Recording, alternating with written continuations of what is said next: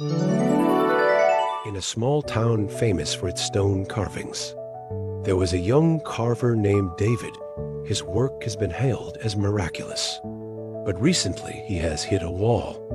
No matter what he was carving, David never felt like he was perfect. David stood in front of a huge stone, his hands trembling, and he kept thinking in his mind, "I want to create an unprecedented masterpiece."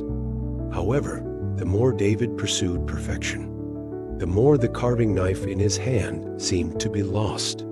The soul has stiff lines, rough details, and even a few broken stones. David said frustratedly, "Maybe I'm not worthy of being a carver at all." One day, Leo, a respected old carver in the town, came to his studio. Leo stared at the unfinished statue and said with a smile, "David, this stone is as anxious as you are."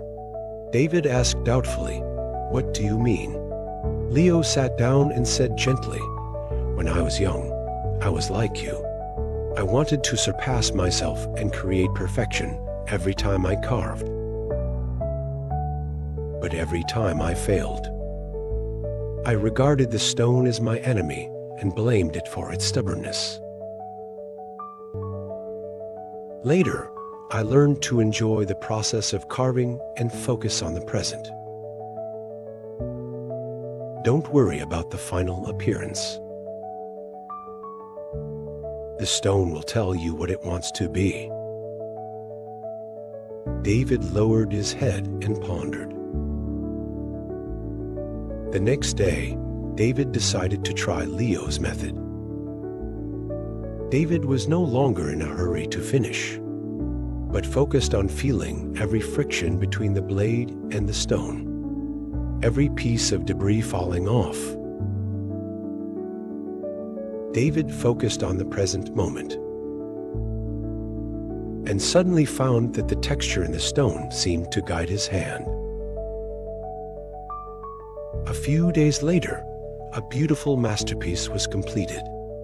It was not a perfect work, but it was full of vitality. People looked at this work with admiration in their eyes.